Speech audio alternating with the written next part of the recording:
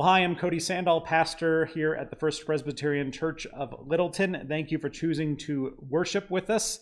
And as always, you can subscribe to our YouTube channel below if you want to be notified whenever we post our videos, or email us fpcl@fpcl.org if you'd like to become a part of our email list. We always start off by sharing ways for you to connect more deeply with each other and more deeply with the living God. We have a few things to share with you during this time. A reminder that every Thursday at 11 a.m. we're having a Zoom meeting for prayer and communion.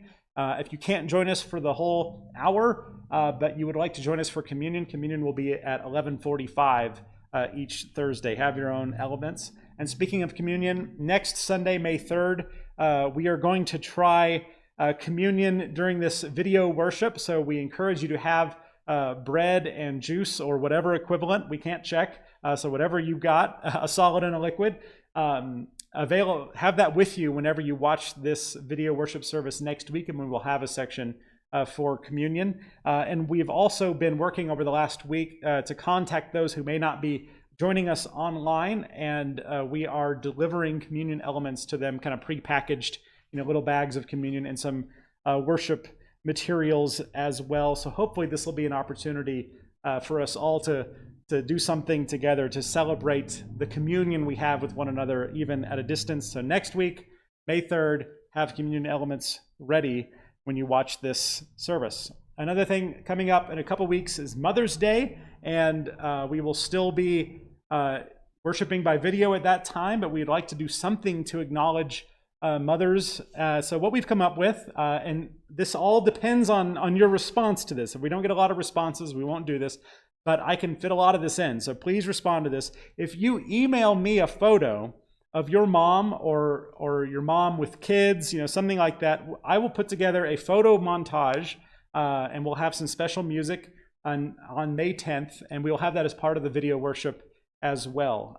So my email, cody@fpcl.org, Cody, C-O-D-Y, @fpcl.org. If you email me a photo of your mom or the mom with kids, a motherly picture, then I will incorporate that into a kind of a video montage. And don't put names on it. We don't want to worry about that with an online thing. And also, you can celebrate a mother who is watching from heaven. If your mother is deceased and you would still like to celebrate her, that's fine. So still send me some photos.